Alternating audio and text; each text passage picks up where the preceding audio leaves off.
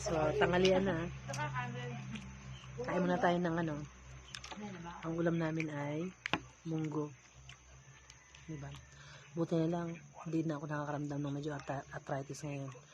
Feeling ko lang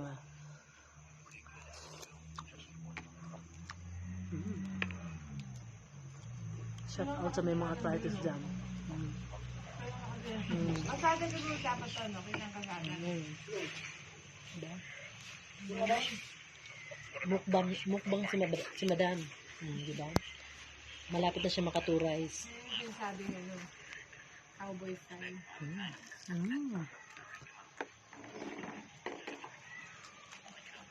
Sarap ang saw-saw sa maanghang na kalamansi at toyo.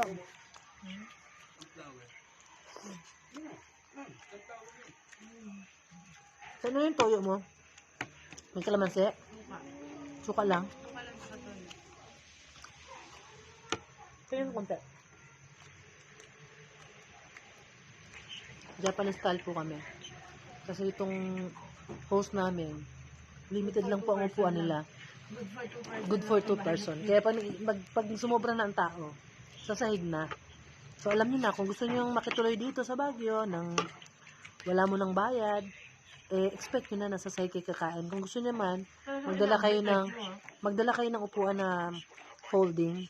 Oh.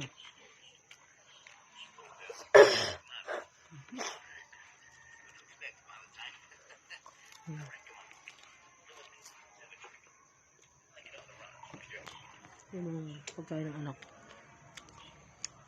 Actually, ayaw niya.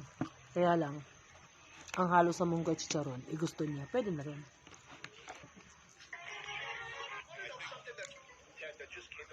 Masarap mamaya yung may lettuce, no? Huh.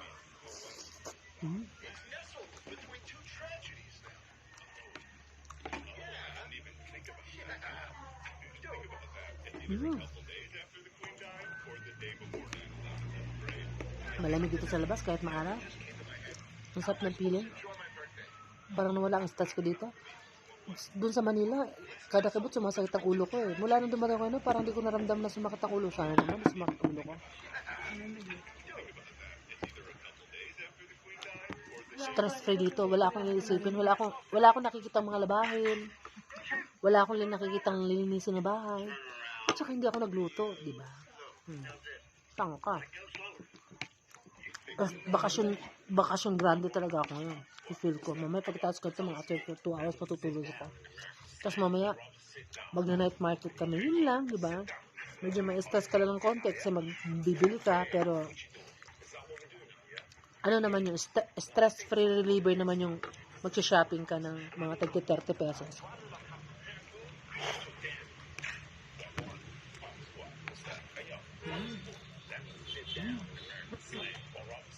Manyaman.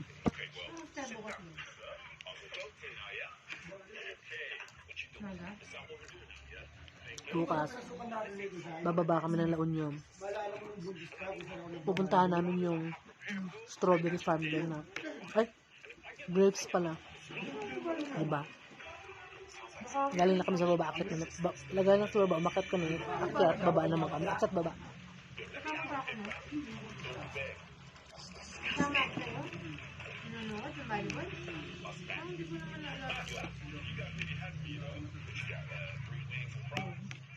Sakit naman magsalpa. Sakit. Kaya nga tayo bukas, alakan natin, tapos bilhin ka sa modelo. Wow. Nagsalta ng agahan yung mga tanghaling gumising. Parang hiyang-hiya naman ako sa sinabi nila. Baka mamaya tulog pa sila ako, nasa La Union na. Oo, pwede. Hindi kita sa dagat. Diba? From Baguio, no? From Manila to Baguio, Baguio to La Union, magbi-beach pa kami, tapos back to Baguio. Ganyan dapat ang mga buhay natin pag medyo nagkakita. Na yung pa-travel lang. Si Denny ka ba? Ba? Alam tayo sa chat. Wala tayong pang beach. Tignan mo natin mo. Ano sa kulit, ano dyan? Spicy. Meron pala ako.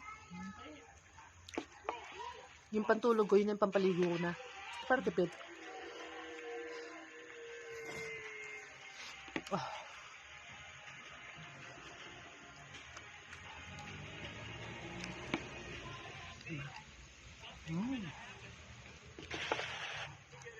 Munggo. Sarap.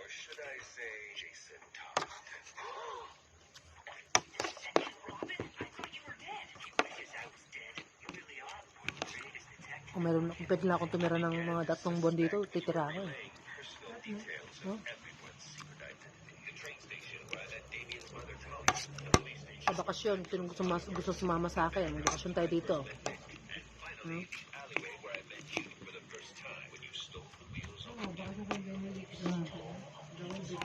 Sama ko si Pahag. Kung kasama ka kahit.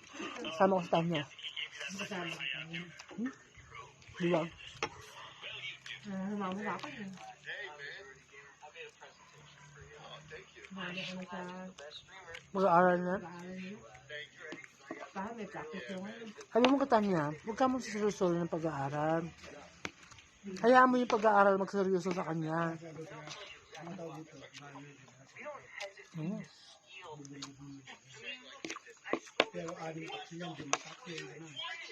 Grabe, 1 cup lang yung rice ko. Parang napakarami kasi ang dami kong lagay ng munggo. Kasi marami pa rin tayo pero.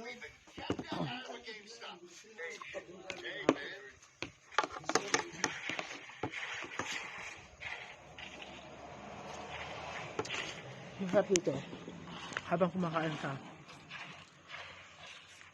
may brewed coffee ka. Napakainit. Pasong-paso ako. Ang bilis lumamig. Parang ang init ito kanina. Wow.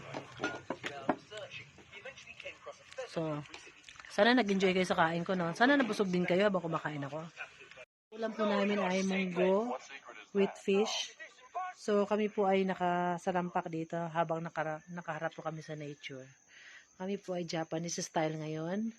Oh, nakasalampak kami. Nakatapat po kami sa nature. Nature of the tree. Parang nagka-camping. Para kami nagka-camping kasi sa totoo lang yung puno kayang-kayang abutin. Pero, di ba?